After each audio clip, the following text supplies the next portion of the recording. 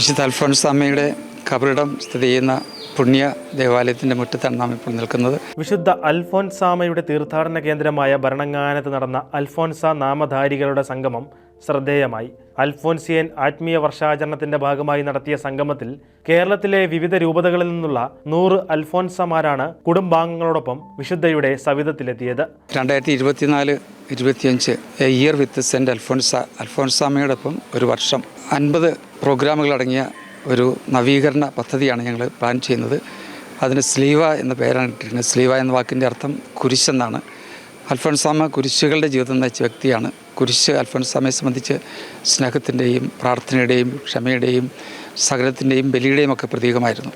അപ്പോൾ ആ കുരിശിൻ്റെ ചൈതന്യം നമ്മുടെ കുടുംബങ്ങളിലേക്കും നമ്മുടെ സമൂഹത്തിലേക്കും എത്തിക്കുക, അങ്ങനെ കുരിശിലൂടെ രക്ഷാകരമായ അനുഗ്രഹം നേടുന്നതിന് സഹായിക്കുന്ന 50 പ്രോഗ്രാമുകളാണ് ഇന്ന് നമ്മളിവിടെ നടത്തിയത്. അൽഫോൻസ്യൻ കുടുംബ സംഗമമാണ്.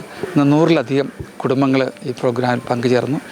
ഇനി 48 പ്രോഗ്രാമുകളോടി കുട്ടികൾക്ക്, അധ്യാപകർക്ക്, കുടുംബങ്ങൾക്ക്, മുതിർന്നവർക്ക്, രോഗികൾക്ക്, അങ്ങനെ വിവിധ തരത്തിലുള്ള പ്രോഗ്രാമുകളാണ് ഈ സെൻറ്റർ പ്ലാൻ ചെയ്തിരിക്കുന്നത്. തീർത്ഥാടന കേന്ദ്രത്തിൽ നടന്ന സമ്മേളനം പാലാ രൂപത മുഖ്യവികാരി ജനറൽ മോൺസിഞ്ഞോർ ജോസഫ് തറത്തിൽ ഉദ്ഘാടനം ചെയ്തു. വിശുദ്ധ അൽഫോൻസാമ്മയുടെ ഇഷ്ടഗാനമായിരുന്ന പരിത്രാണകനാം ഈശോ എന്ന ഗാനം സമ്മേളനത്തിൽ ആലപിച്ചതും ശ്രദ്ധേയമായി. അൽഫോൻസിയൻ ക്വിസ് മത്സരത്തിന് ഫാദർ എബി തകിടിയേൽ നേതൃത്വം നൽകി. അൽഫോൻസ നാമധാരികളെയും അവരുടെ കുടുംബങ്ങളെയും വിശുദ്ധ അൽഫോൻസാമ്മയ്ക്ക് സമർപ്പിച്ച് പ്രാർത്ഥിക്കുകയും ചെയ്തു.